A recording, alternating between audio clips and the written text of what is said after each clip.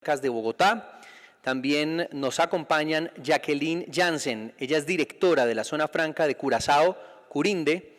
Arturo Pairó, jefe de Asuntos Exteriores LATAM Norte y Caribe de la British American Tobacco, y también Angélica Peña, directora de la Cámara de Usuarios de Zonas Francas de la ANDI, quien será la moderadora. Adelante, doctora Peña, la escuchamos. Buenos días, muchas gracias.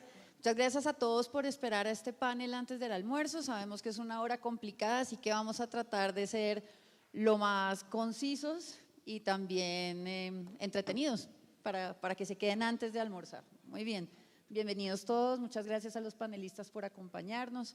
Tenemos a Jacqueline Jansen, CEO de Curinde Curazao, Diego Vargas, gerente general de la Zona Franca de Bogotá, y Arturo, bienvenido también, líder de AIT para América Latina y el Caribe de BAT. Antes de que empecemos esta conversación, que queremos que sea eso, una conversación entre los cuatro, queríamos comentarles muy rápidamente algunas líneas generales sobre cómo estamos en materia de zonas francas y la lucha contra el comercio ilícito, más bien como el compromiso de las zonas francas para controlar este tipo de comercio. Nosotros tenemos por parte de la OSD, por ejemplo, varios documentos que han hecho algunos diagnósticos, han hecho algunos estudios en materia de zonas francas y cumplimiento, y han señalado varios aspectos muy generales. Por ejemplo, la guía de la OCDE para la conducta empresarial responsable nos habla del riesgo como la afectación no solamente a la empresa, sino también a los demás actores de la cadena. Y hay un concepto muy importante que ha manejado también OCDE, y es el de la debida diligencia, que va más allá de las exigencias que los diferentes regímenes imponen a las zonas francas y que van a unos sistemas de autogestión, de cómo yo conozco a mis clientes y cómo yo, siendo parte de la cadena del comercio internacional, tengo por supuesto unas responsabilidades. También hay unas recomendaciones del Consejo de la OSD en la lucha contra el comercio ilícito, y habla sobre cómo mejorar la transparencia en zonas francas.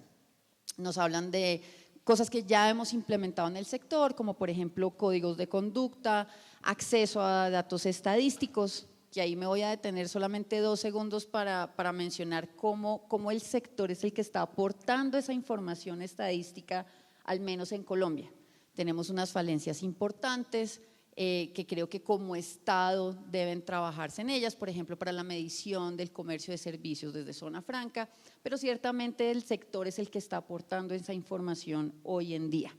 La cooperación, que hay muy importante, estos esfuerzos de ALCA, precisamente lo mencionaba el viceministro Quintero esta mañana, la cooperación entre las aduanas, cómo a partir de un intercambio de información y de detección temprana de alertas podemos hacer un trabajo mucho más efectivo en cada una de las jurisdicciones. Y ciertamente hay unas recomendaciones que nos hacen a las zonas francas, bajo ese concepto de zonas francas limpias, y es el acceso a las autoridades, que ahí voy a empezar a señalar nosotros cómo hemos avanzado en eso. Ciertamente todas las zonas francas del país tienen una oficina de la DIAN en sus instalaciones, hay un acceso permanente, o más bien una presencia permanente en la operación. Tenemos también la información de las actividades. Hoy en día los formularios de movimientos de mercancía, que son los que soportan los ingresos y salidas de mercancías de zona franca, ciertamente se entregan por parte de los usuarios operadores a la DIAN en una interoperabilidad que ya está funcionando y que ciertamente va a mejorar de acuerdo con lo que nos comentó el director general de la DIAN esta mañana. Los registros digitales, las zonas francas en Colombia han hecho una inversión importantísima en sistemas informáticos para tener la información a ese nivel, ¿cierto? Y que sea muy transparente y muy fácil también esa transmisión y ese manejo de la información. El punto de contacto, ya hablamos de esa interoperabilidad, esa comunicación constante que tenemos no solamente con DIAN, sino también con el Ministerio de Comercio, que también tiene competencia en materia de zonas francas. Tenemos unas obligaciones en materia de prevención y control del lavado de activos, y ahí interactuamos con otras entidades del Estado, como por ejemplo la UIAF. Entonces ciertamente ya hay una red de transmisión de información que ciertamente brinda muchísima transparencia. Y estamos también en unos procesos de aprendizaje mutuo, que esta también es una de esas recomendaciones que nos hace OCDE y que por eso estos espacios como el que nos está abriendo hoy ALAC son tan importantes, y tu presencia, Jacqueline, también para compartir la experiencia que tú has tenido desde Curazao. Muy bien, entonces esa es nuestra realidad. Las zonas francas no son en sí mismas más riesgosas que otros eslabones de la cadena logística. Ese es uno de los mensajes que también creo que es importante, sino que todos hacemos parte, y hemos tenido esta mañana oportunidad de hablar de la operación portuaria, de la operación vía depósitos, la operación vía zonas francas. Todos hacemos parte al final del día de una sola cadena logística donde estamos comprometidos con esa seguridad a nivel transversal. Ciertamente nosotros entregamos información, el sector está súper comprometido con esa generación de estadísticas, pero tampoco somos entes de investigación criminal. O sea, nuestra responsabilidad tiene unos límites, tiene unas fronteras ciertamente que están clarísimas, y también por eso hacen una presencia constante a nivel gremial. No solamente pues por medio, por supuesto, de la Cámara de Usuarios de Zonas Francas de la ANDI, sino también a nivel de ASFA, al nivel de la Organización Mundial de Zonas Francas, de la cual nosotros somos el punto focal en Colombia, y que tiene unos programas muy interesantes. Voy a mencionar dos rápidamente. El GACES. El GACES es una iniciativa de Naciones Unidas para Zonas Francas a nivel mundial, que busca dos cosas. Uno, fortalecer al sector como un mecanismo de superación de brechas, como un mecanismo de superación de la crisis que nos dejó el COVID, también de trabajo en materia de sostenibilidad, con un criterio precisamente en materia de sostenibilidad de cómo hacemos una operación transparente. Y por supuesto la Organización Mundial de Zonas Francas también tiene un programa que se llama el Safe Zone, y a eso es a lo que le estamos apuntando. Entonces, después de haber hecho como brevísima introducción para que todos estemos contextualizados como en qué estamos hoy, los esfuerzos hacia dónde se están enfocando, quisiera empezar contigo, Jacqueline. Aquí hemos hablado sobre productos sensibles, ¿no? Esta mañana también en la apertura que hizo el presidente de la ANDI mencionó cómo en algunos sectores, como por ejemplo cigarrillos, en el sector de la salud, agroindustria, alimentos, hay unos retos importantes para el combate del contrabando, por supuesto, y del comercio ilícito. Y sé que ustedes en Curinde han trabajado de una manera muy decidida en marcas y productos falsificados, que es uno de esos temas sensibles. Por favor, cuéntanos cómo ha sido la experiencia, qué están haciendo en Curazao. Bueno, primero que todo, muchas gracias. Gracias a Andy también por estar aquí, panelistas, público presente, participantes. Bueno, digamos que Curazao obligatoriamente ha tenido que dar pasos contra prácticas ilícitas debido a que la ley se ha cambiado en el año 2011. Tuvimos un cambio obligatoriamente de la ley y desde ahí tuvimos que trabajar muy estrechamente con todos los que estaban en la cadena logística, como has mencionado, bien importante. Pero quisiera comenzar con lo que hoy en la mañana también vimos, que es importante tener los datos reales. Con esos datos reales se suministra un reporte. De ahí, el reporte que tuvimos, acercamos a nuestro gobierno, que naturalmente es importante que te den el sostén, porque sin ellos no se podrá realizar el atendimiento ante estas prácticas. Y importantísimo tener no solamente el sostén local, pero también el sostén internacional. En nuestro caso, hemos cerrado un memorándum de entendimiento con el IACC, que es el International Anti-Counterfeit Coalition, que era bien importante para darnos ese sostén para antes de suministrar la información. Y cuando voy diciendo suministrar información, será importantísimo también la comunicación con el cuerpo de la aduana, su sostén. El decreto que hizo el gobierno era formar un grupo, una comisión, donde ahí funcionaban representantes de la policía, representantes de la aduana, representantes del Ministerio de Desarrollo Económico, representante del Ministerio de Justicia, y hay que trabajar muy estrecho con el Ministerio digamos, el ministerio que tiene que actuar, el Ministerio Público ante cualquier penalidad. No hay que olvidar los comerciantes. Tenemos que tener en cuenta cuando están haciendo estas prácticas, ellos ya se dieron como el costumbre de atender con la facilidad de poder hacer prácticas ilícitas. Hay que darle un periodo de transición. No podemos actuar inmediatamente. En nuestro caso, hemos realizado, por ejemplo, un periodo de 9 a 1 año, 9 meses a 1 año, para dándoles ese chance de transición. No fue fácil, porque han habido algunos que no han podido sobrevivir, tuvieron que abandonar la zona franca, pero también ahí hay que dejarlos ir.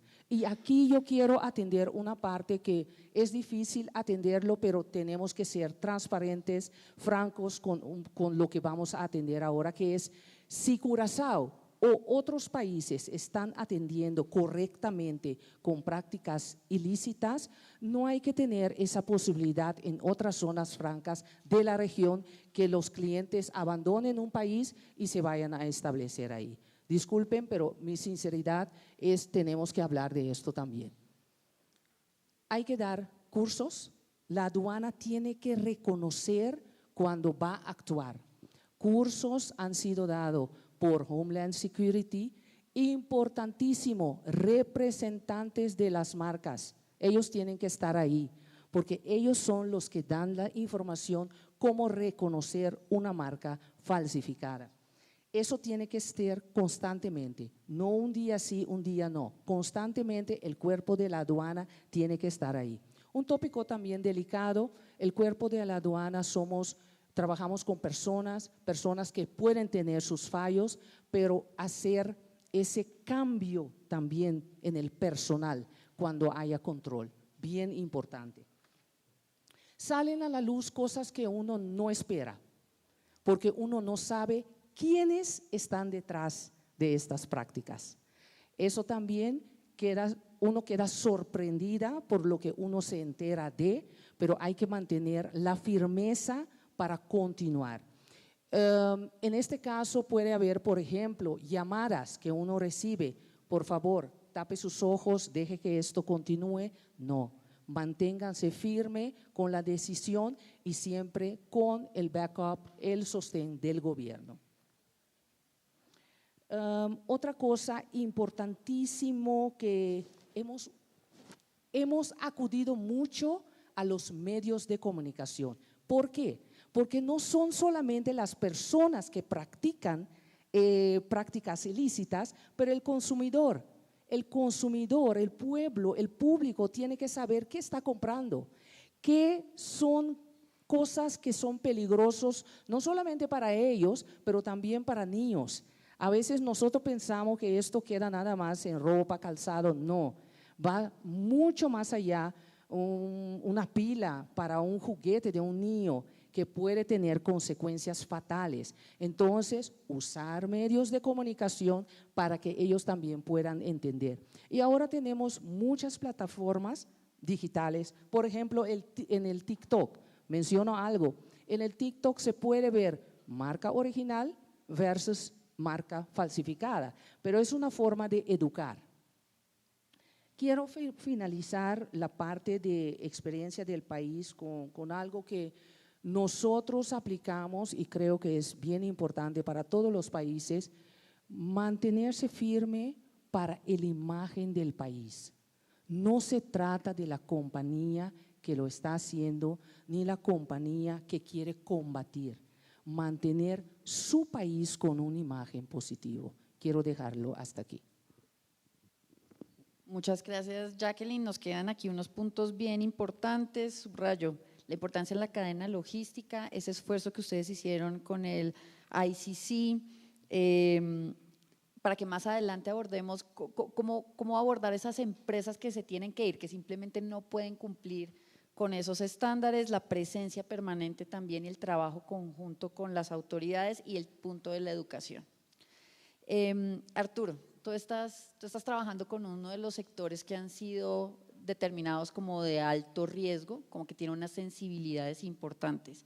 Quisiera que nos contaras cómo ha abordado la industria hallazgos de comercio ilícito, esos casos y las operaciones con zona franca, cómo los ha abordado la industria. Claro que sí, Angélica, muchas gracias.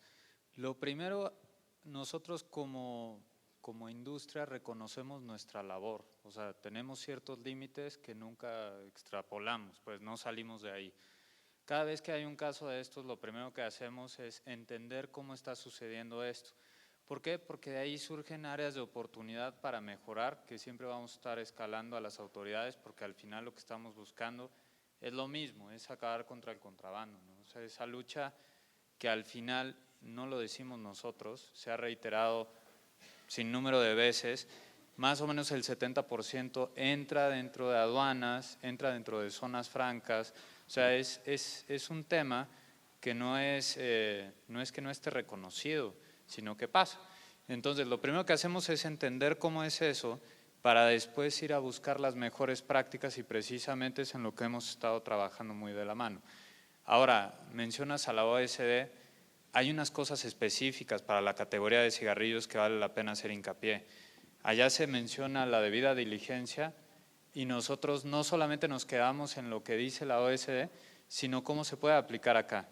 Y aquí hay un paso que ya se ha dado y se reconoce, que son los usuarios OEA, esa certificación que puede sonar un dolor de cabeza, pero precisamente es lo que hace que la debida diligencia se vaya no solamente a, como mencionaba Ingrid hace unos momentos, que es la Cámara de Comercio, el RUND, sino se hace todavía un chequeo de temas criminales detrás, además de operación, además de qué puede llegar a ser o representar este operador. Entonces, esa es una de las cosas que nosotros vemos como recomendación súper valiosa. Pero hay que entender que esta categoría de cigarrillos es específica. Ustedes, la mayoría han interactuado con una cajetilla de cigarrillos.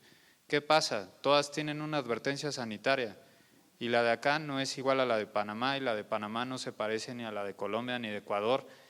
Cada país de Latinoamérica tiene una advertencia sanitaria distinta y aún así estamos dejando el tránsito aduanero que tenga o no advertencia sanitaria. Y es un tema de comunicación que lo menciona la OSD entre las aduanas. Ojo, estoy mencionando aduanas.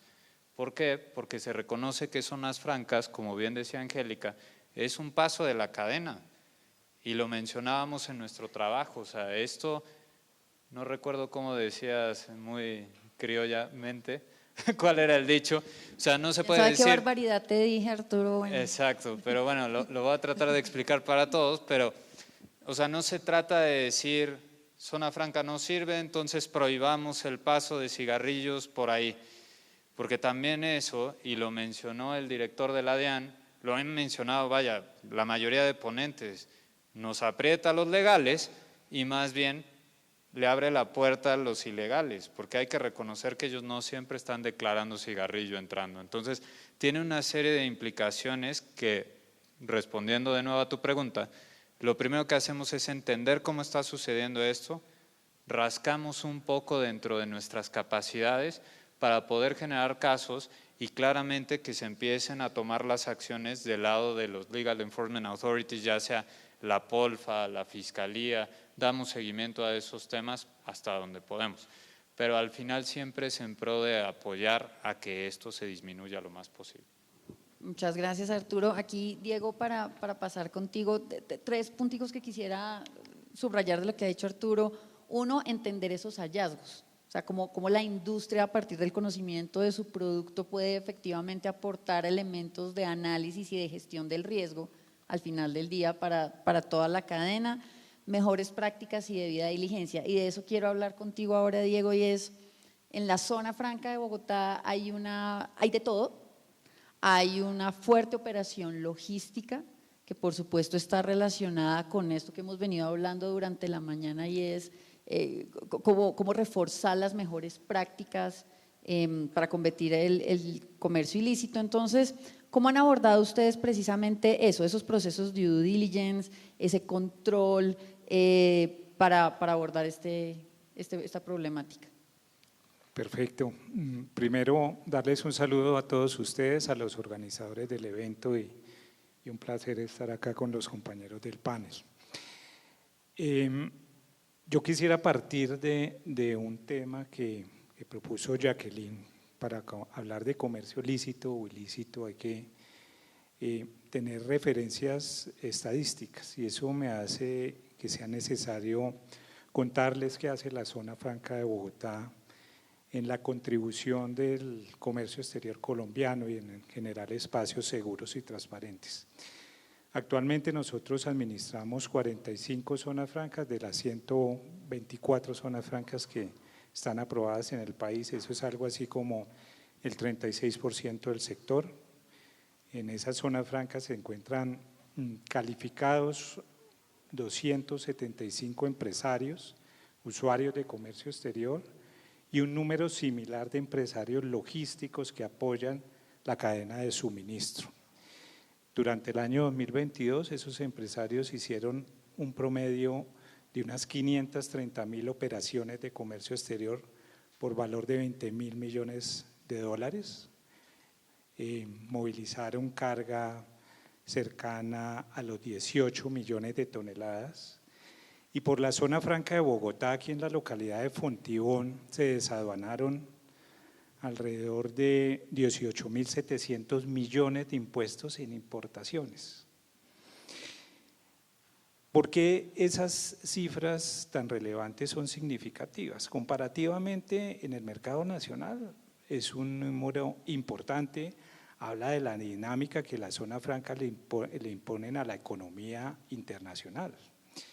Son equivalentes a lo que pueden hacer países de Centroamérica y el Caribe de mediano tamaño, es decir, tenemos un reto mayúsculo en el tema de promoción del comercio exterior y en el tema de control aduanero.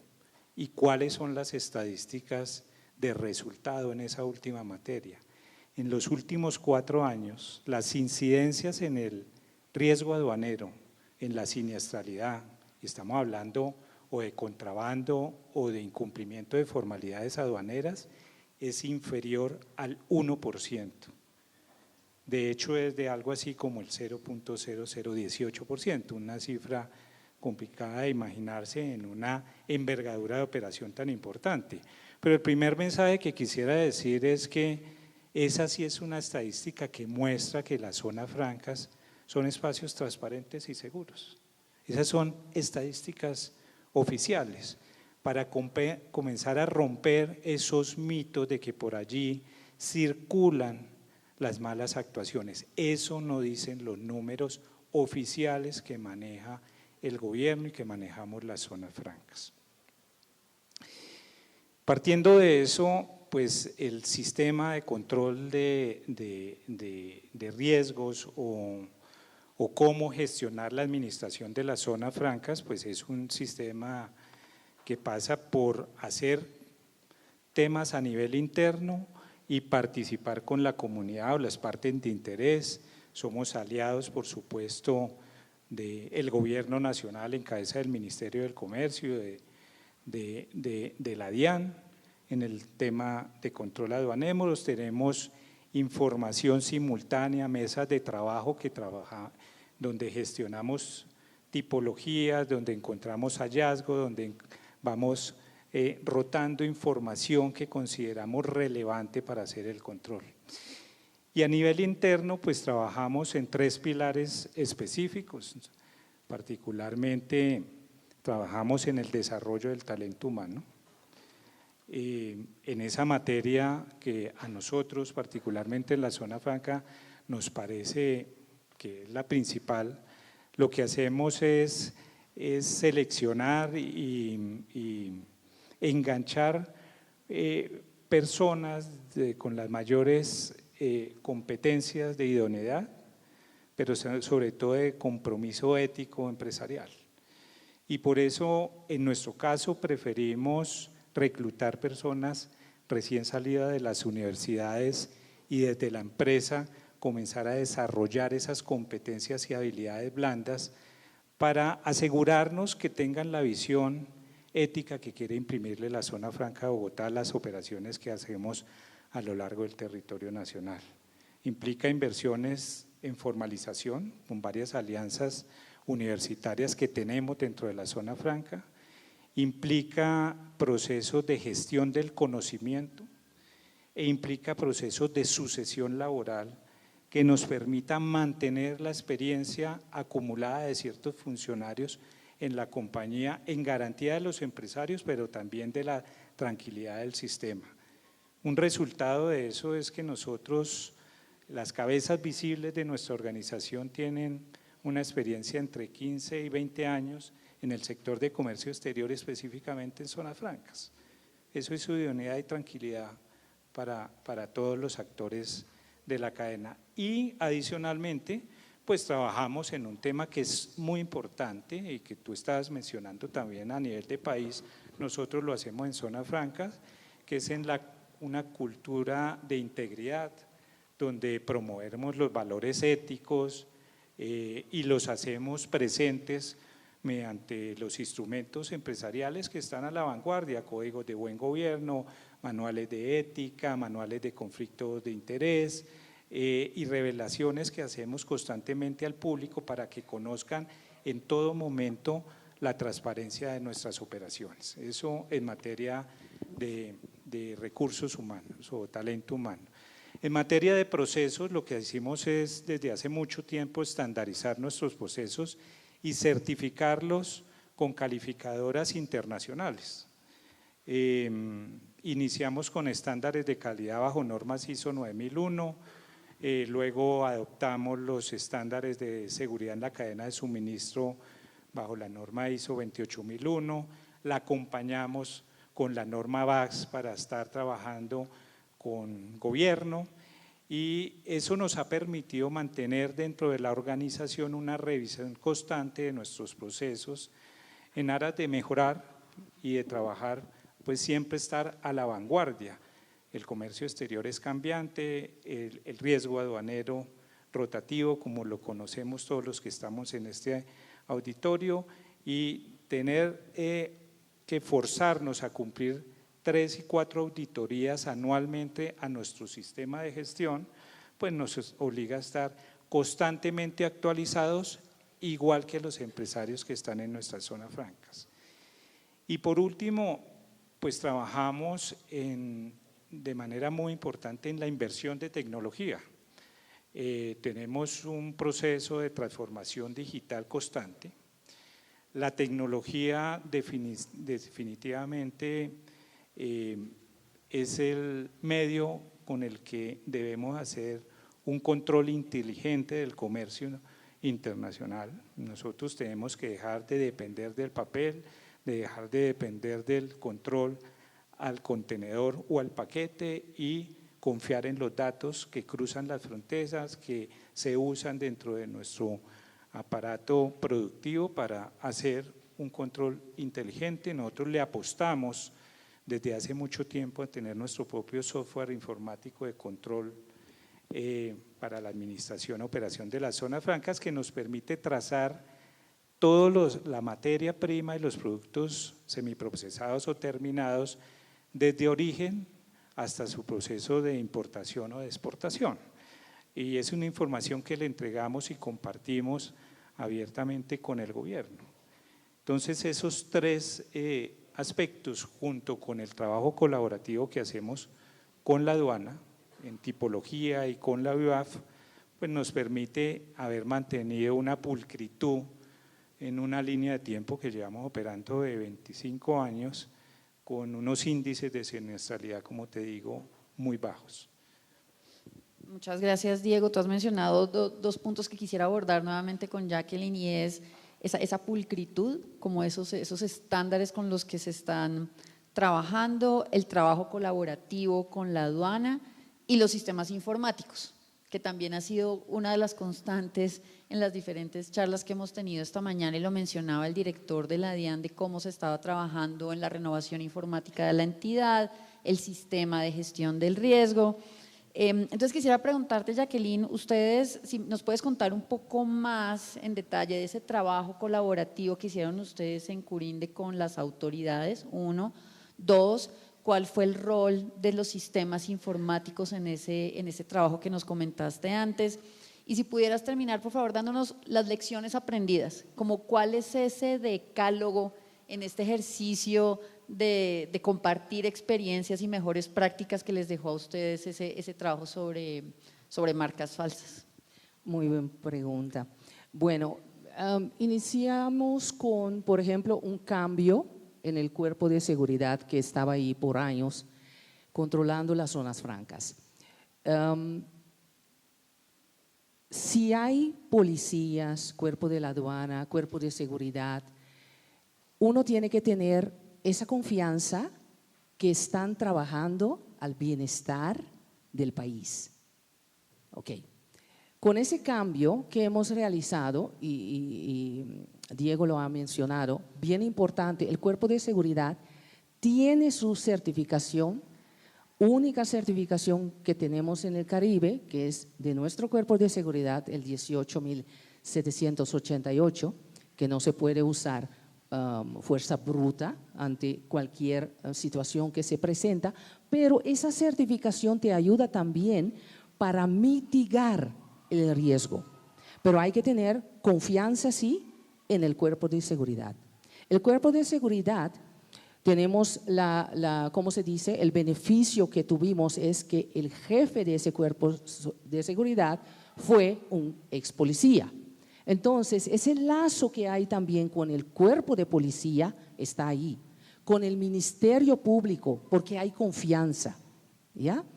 Y cuando se detecta algo, hay una cadena que hay que atender con, y esa cadena hay que dar su libertad, tienen el mandato, pueden actuar. Nosotros nos mantenemos afuera de eso, pero sí hay que actuar. ¿Por qué?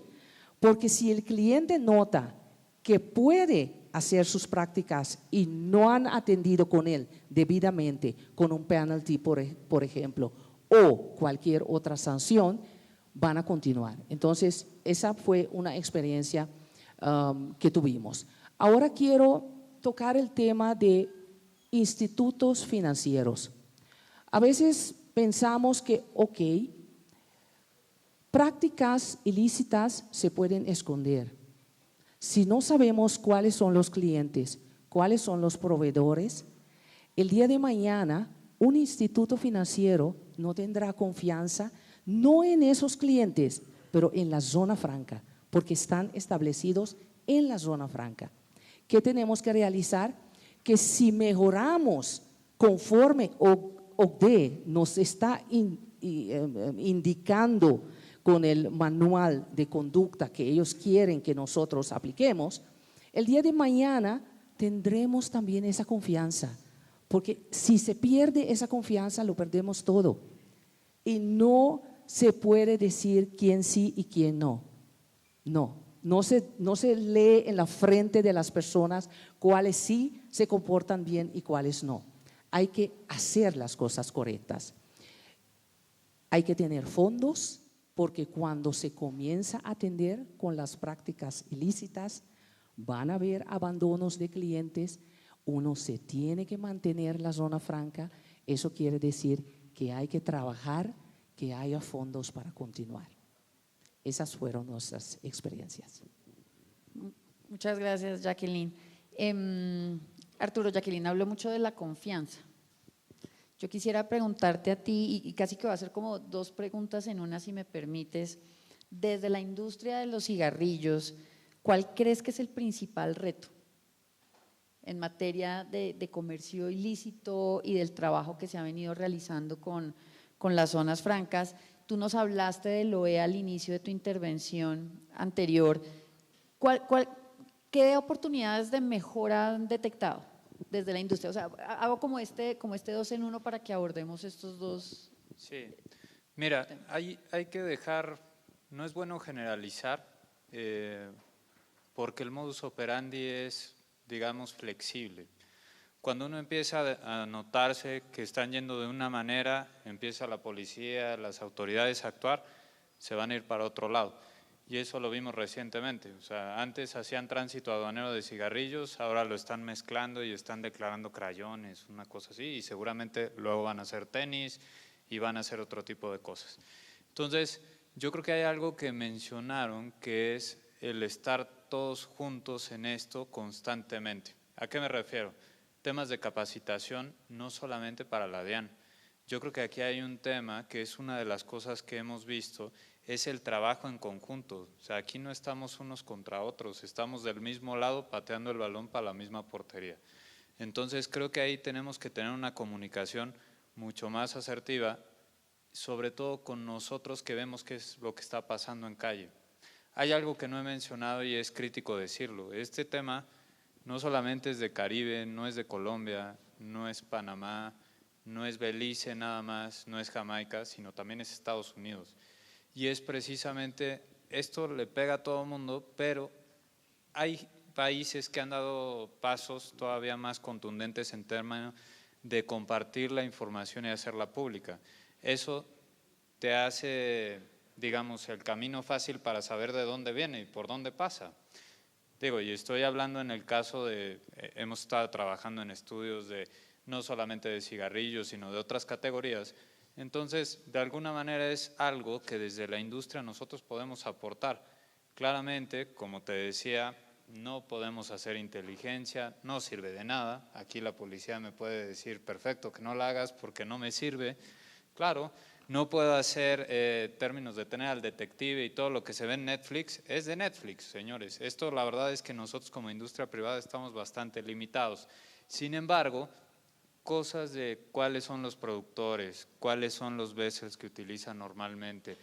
Normalmente pasan por Panamá, normalmente triangulan por Jamaica, normalmente.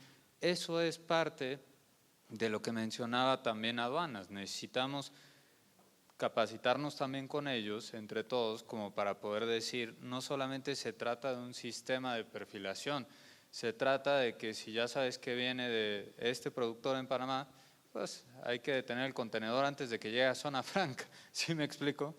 O sea, y ese es, yo creo que es una de las recomendaciones, puede sonar muy básica, hay muchas que son muy técnicas, desde la capacitación de peso de contenedores, cómo se modula ese peso, porque también pueden llenar la mitad y la mitad, y eso está sucediendo ya, hasta todas las certificaciones que tienen que tener.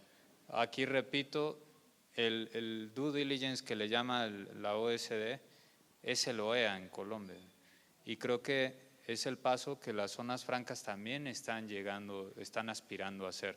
Que ya que tenemos una operación tan, digamos, certificada, no solamente es un certificado de operación ISO, sino que tiene unas auditorías constantes y eso también da la seguridad de que pues se está actuando de la misma manera.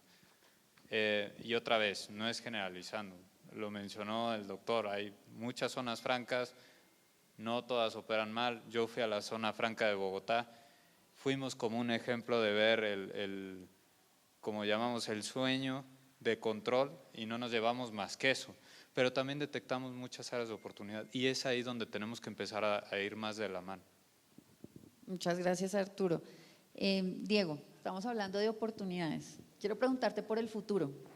¿Cómo ves el futuro y los aportes que el sector puede hacer a la seguridad en la cadena logística, al comercio?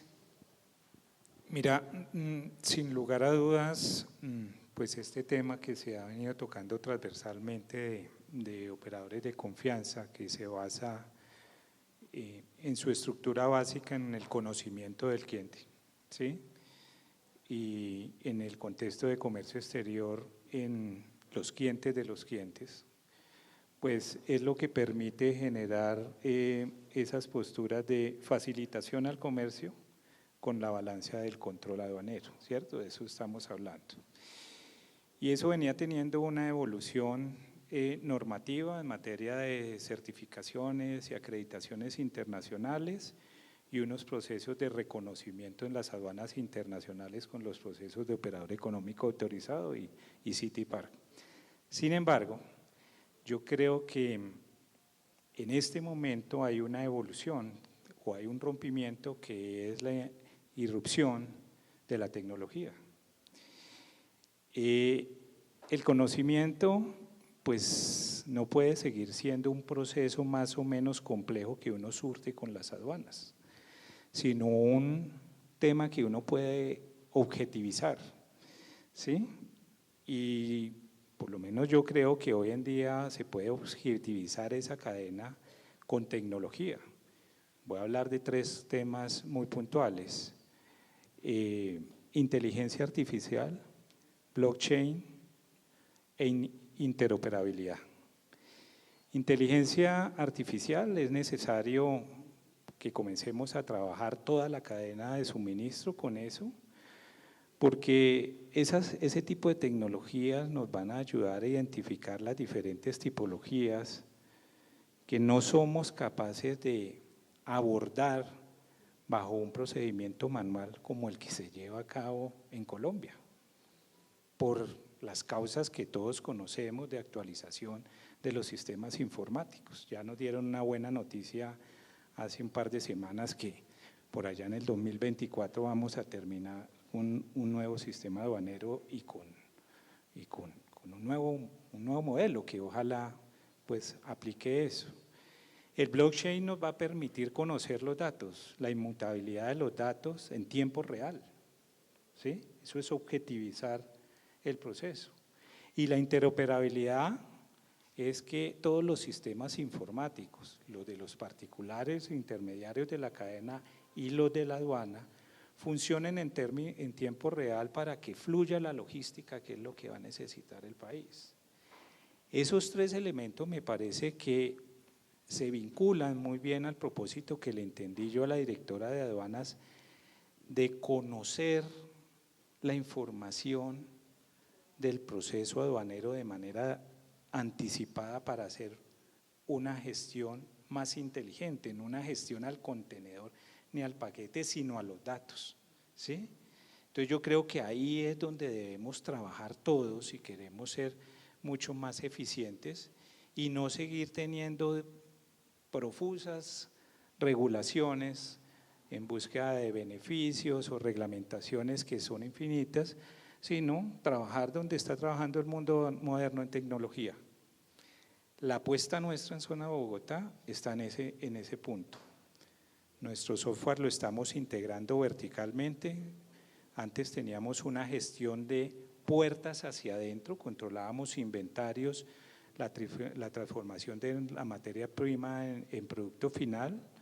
Hoy ya estamos tocando el tema previo de inventarios de los empresarios con software de WMS, estamos integrando con los softwares de ERP, los softwares administrativos, para que el inventario de comercio exterior coincida con el inventario contable y debemos integrarnos con el software de desaduanamiento que manejan las agencias de aduana, ¿sí?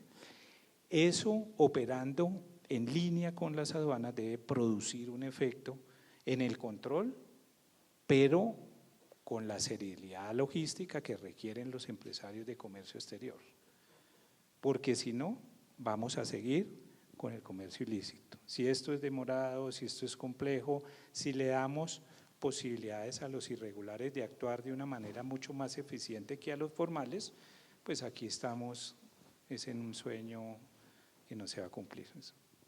Muchas gracias, Diego. Yo creo que tú estás tocando un punto que de nuevo vuelvo al inicio de estas jornadas de este encuentro, y es el director de la DIAN nos decía, mire, la mayor preocupación que han manifestado los empresarios no es la tasa efectiva de preocupación, es la facilitación. Es cómo facilitamos el comercio, cómo facilitamos la operación de las empresas. Y eso amarrado a otra cosa que nos decía el viceministro Quintero, y es los delincuentes van un paso más adelante, ¿no? La reglamentación está acá, tratamos de hacer cosas todo el tiempo, pero nos salen al paso y tienen como esa creatividad, esa forma de inventarse, como decías tú, Arturo, hace un rato, como esas nuevas tipologías, para ponerlo en esos términos. Entonces yo quisiera abordar contigo, Jacqueline, un poco ese punto, ese equilibrio entre la facilitación y el control. De nuevo, a partir de la experiencia que ustedes han tenido en Curazao y lo que hemos venido mencionando aquí, esa pregunta que yo le hacía a Diego del futuro, ¿cómo ves ese equilibrio? Y si nos puedes dar también la perspectiva un poquito del Caribe. Ok. Hay que mantenerse lejos de los que hacen el control. Por eso, bien importante, el gobierno constituyó esa comisión vía un decreto ministerial. Sin embargo, Curinde no pudo formar parte de esa comisión. ¿Por qué? Porque nosotros atraemos inversionistas. Nosotros no somos órganos que controlan lo que prácticas ilícitas o no. Sin embargo, hemos hablado hoy de la línea donde se puede manifestar cualquier irregularidad. Allí sí estamos. ¿Por qué? Porque hay la confianza en la organización, que ya tenemos 44 años operando las zonas francas. Hay la confianza que pueden acudir a nosotros por cualquier irregularidad, pero lo pasamos para la comisión. No podemos meter con eso nosotros mismos. Ok, la otra parte que me dijiste, como… Sí, como estabas viendo, un poco la misma pregunta que le hacía Diego, como Futuro. ese futuro, exacto, ese futuro, y si nos puedes contar un poco Bueno. de la región, de cómo está el Caribe, Muy buen hacia dónde punto. va. Sí, la región tenemos que trabajar juntos. Mencionamos hoy en la mañana acuerdos de las aduanas uno con el otro. Es bien importante para la parte de control. Pero yo quisiera ir más lejos de simplemente control. Hay clientes que nos acercan, por ejemplo, llegan a Curazao, nosotros no podemos ubicarlos porque no tenemos esa zona franca que, por ejemplo, Bogotá tiene. Tenemos que abrirnos un poco más, no fijarnos en competir en el Caribe, pero aliarnos para significar el uno hacia el otro, para el progreso en la región. Si lo hacemos, vamos a llegar a un punto que tenemos que fijarnos el Caribe y con quiénes estamos compitiendo. Estamos compitiendo con un mundo muy inmenso allá de zonas francas que sabemos que existen. Entonces, creamos ese lazo entre nosotros. Controles, pero también posibilidades de crecimiento, el uno hacia el otro. Muchas gracias, Jacqueline. Arturo, aquí de nuevo tocamos el tema de tecnología, de inteligencia. Tú nos hablaste hace un rato de cómo se han identificado unos patrones, ¿no es verdad? Como dependiendo del origen de la mercancía o más bien desde dónde se está despachando. Nos hablaste un poco de cómo daba algunos indicadores, cómo se estaban haciendo las advertencias, por ejemplo, en materia de salud en los paquetes de los cigarrillos. ¿Cómo ves ese proceso precisamente de gestión del riesgo, de inteligencia que estamos aplicando hoy en día y digamos como ese paso previo a que la mercancía llegue a la zona franca, donde deberían activarse una serie de controles que tú también lo ponías en términos de los tránsitos aduaneros? Entonces, si nos puedes dar un poquito desde la industria tu perspectiva de esas contribuciones que se pueden hacer al sistema informático, esos puntos de información que tiene la industria y cómo se pueden empezar a jalar desde esos sistemas de información. Claro, hay varias respuestas, ¿no? Porque es muy amplia la pregunta, entonces voy a ir una por una. La primera es, hay información que es pública. O sea, tú te puedes meter en internet y literal hay un reporte de UN Comtrade, que es precisamente de la ONU, todos los países declaran lo que pasa por ellos en tránsito aduanero, esto y lo demás. Desde ahí uno empieza a entender cómo pasa esto. Ahora, y eso se va quebrando por partida arancelaria, los cigarrillos tienen una especial y se ve cómo esto viene hacia Américas. ¿Qué pasa? La cadena es legal. totalmente legal. O sea, el que está produciendo en Asia, no voy a decir un país porque, pues, pero en Asia, supongamos, en Asia es legal producir eso y lo va a subir a una naviera legal y va a llegar de manera legal a la zona franca de Estados Unidos, va a transitar a Estados Unidos, va a salir de manera legal a cualquier país para hacer otra vez el paso. Entonces, ese tipo de cosas yo sé que suena mucho de sentido común, pero es lo que nosotros ya sabemos, eso lo podemos entregar. ¿Se puede meter a un sistema de perfilación de las autoridades? Claro que sí. Y hay otros sistemas de paga que son, vaya, tienen esa información con un mes de retraso, hay otros que la tienen casi que con 15 días, dependiendo de cuánto quieras pagar. Pero eso se puede entregar sin ningún problema. Esa es la primera, cómo desde la industria podemos estar entregando información. La segunda, en mejores prácticas de tecnologías. Aquí hay un tema bien interesante, que buscando la facilitación del comercio y la rapidez del comercio, uno puede llegar a caer en precisamente facilitarles el comercio, pero a los malos, ¿no? Entonces también ahí hay unas recomendaciones de la OECD que son importantes empezar a adoptar, que nos quitan todos los dolores de cabeza. ¿A qué me refiero? Oye, viene este producto de, otra vez, Asia.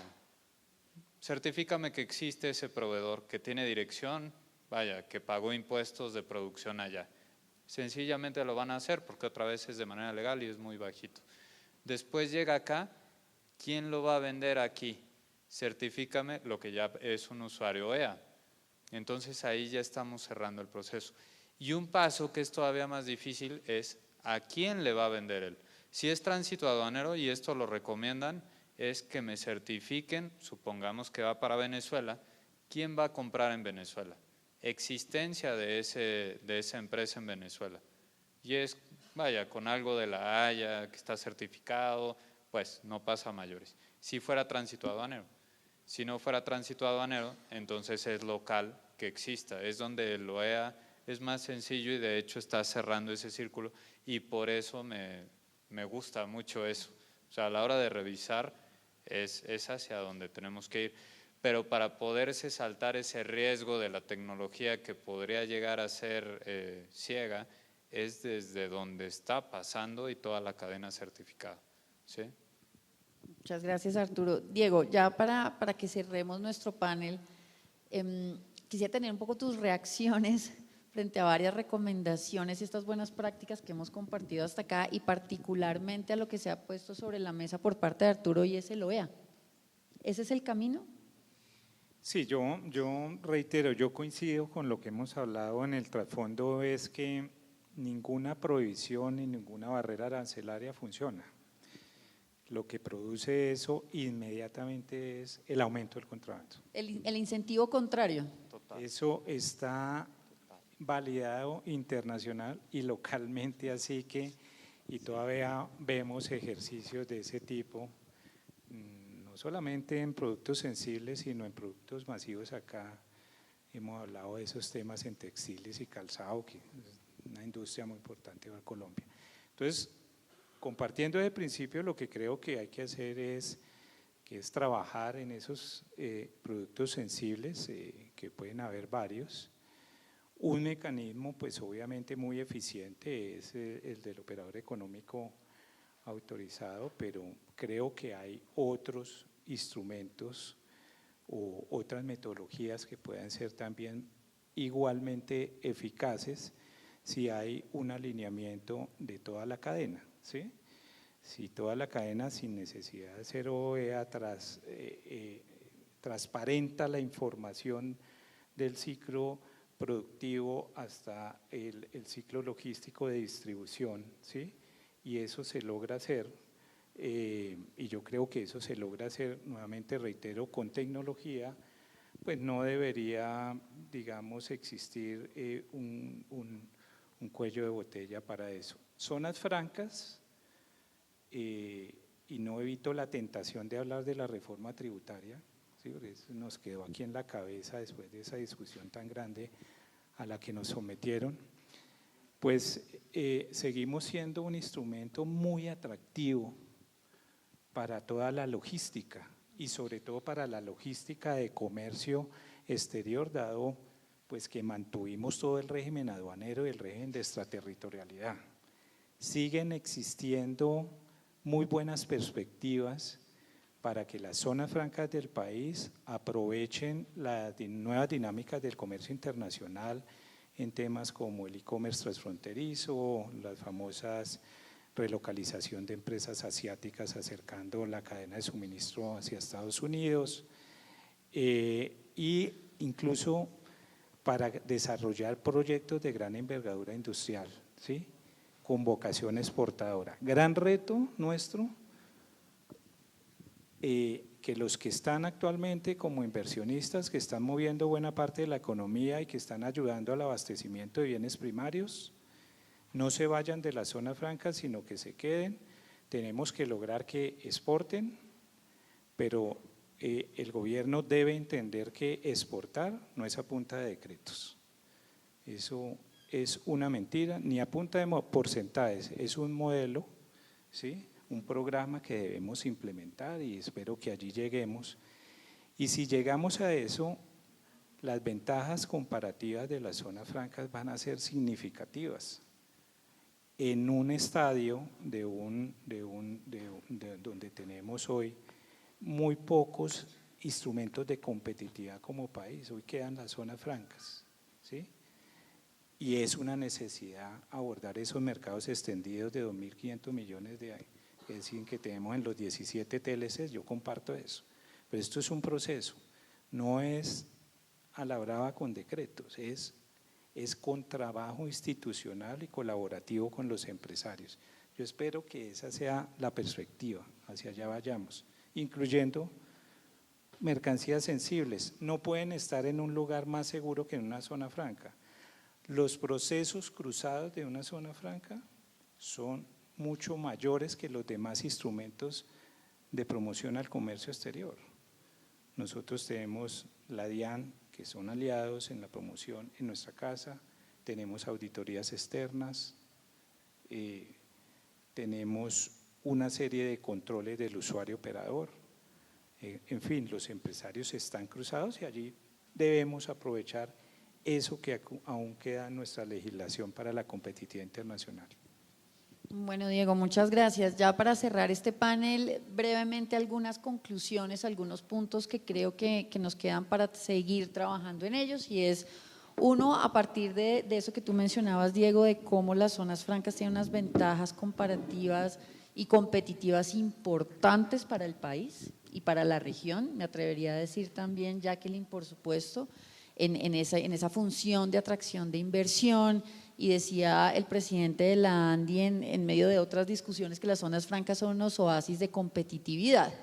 Y a partir de ese concepto, entonces, ¿cómo los entendemos como parte de la cadena? No como un punto específico que tiene una problemática, sino estamos aquí hablando de un tema de comercio ilícito que está permeando de alguna u otra manera absolutamente toda la cadena, y nosotros hacemos parte de eso y tenemos por supuesto también unas responsabilidades. Y esas zonas francas como parte de la cadena, uno, el trabajo conjunto con las diferentes industrias, ¿no?, con esas industrias de bienes sensibles como el caso que hemos hablado hoy aquí de los cigarrillos. Dos, en esa misma relación de colaboración, por supuesto, con la autoridad aduanera, con las autoridades que están inmersas también en el control y prevención del lavado de activos, sin duda. Cuarto, el intercambio de información. Aquí la información, todos han coincidido en eso, y es cómo a partir de un manejo inteligente de la información, y que ahí por supuesto los sistemas informáticos hacen parte de esa receta que puede llegar a ser muy exitosa, pues hay que fortalecer esa parte. Y finalmente, en esa alineación también, ¿cómo exploramos esos diferentes mecanismos? Tú hablaste del OE, Arturo, que sin duda yo personalmente desde la Cámara considero que es muy importante que sigamos avanzando en eso, en la calificación de OEA para zonas francas. Hoy en día tenemos la calificación de los usuarios como importadores, como exportadores, agencias de aduanas, en fin.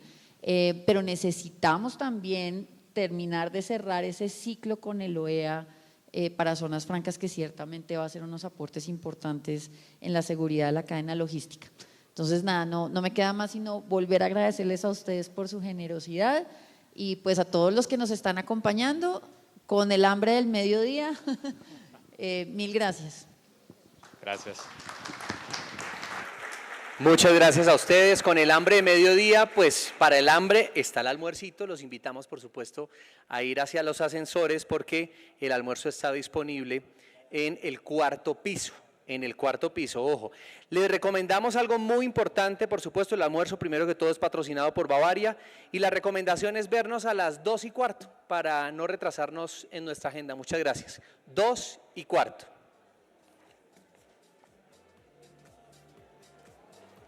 ¿Será que te miro en una?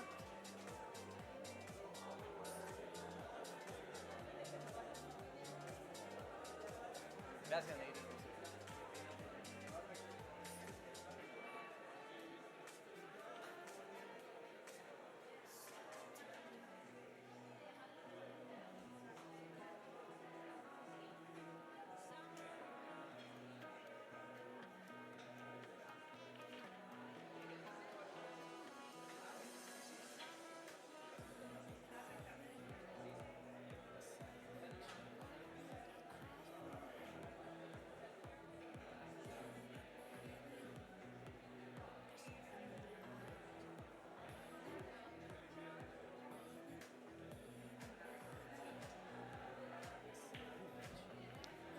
Una recomendación importante, por favor, llevarse todos sus objetos personales